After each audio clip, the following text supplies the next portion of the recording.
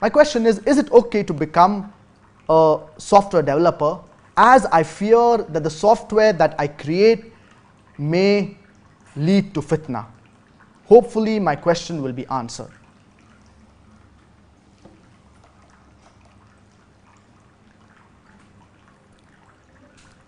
As far as softwares are concerned, softwares can basically be divided into three types. The first are the softwares that are the non-Islamic softwares. For example, softwares related to education, for example, software related to history, to geography, certain mobile softwares.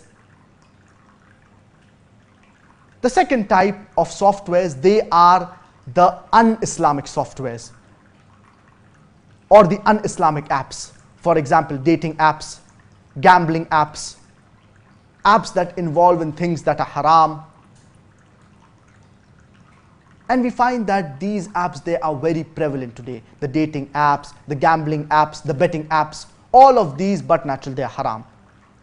The third type of softwares or apps are the Islamic softwares or the Islamic apps. For example, apps of the glorious Quran, apps of ahadith, apps related to the adhan, for example, the adhan timings, apps for da'wah, apps in order to convey the message of Islam to the non-Muslims, apps that serve as a tool for answering questions to non-Muslims, children's apps that teach them the basic tenets of Islam.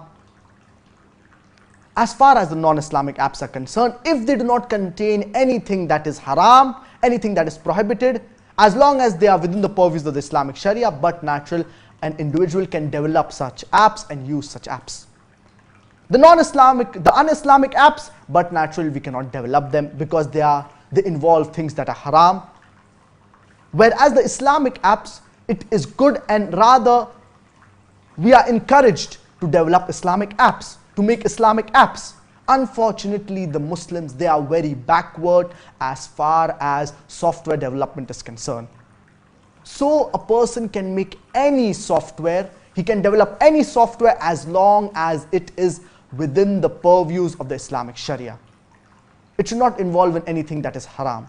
Unfortunately, we see many of the apps today, they involve in things that are haram. For example, they may have music, they may have women on these apps. So all of this should be avoided. If we are developing any app, we should see to that it is within the purviews of the Islamic Sharia. So developing an app is no problem. If someone misuses this app and uses this and spreads some fitnah, then that is his lookout. As long as the person who is developing the app takes all precaution that it does not involve in anything that is haram, then there is no problem in developing such an app. I would like to give an example. For example, a person manufactures a car. His purpose is that it should serve as a means of transportation.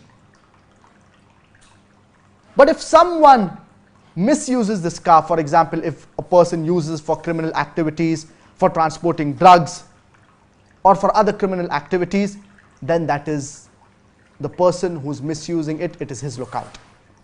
Similarly, if a person starts a business of renting out cars, as long as he does not involve in anything that is haram, inshallah there is no problem in it. If he rents his car to someone, and this individual who is taking the car on rent, if he takes this car to a pub or to a bar or for gambling or for something that is haram, that is his lookout.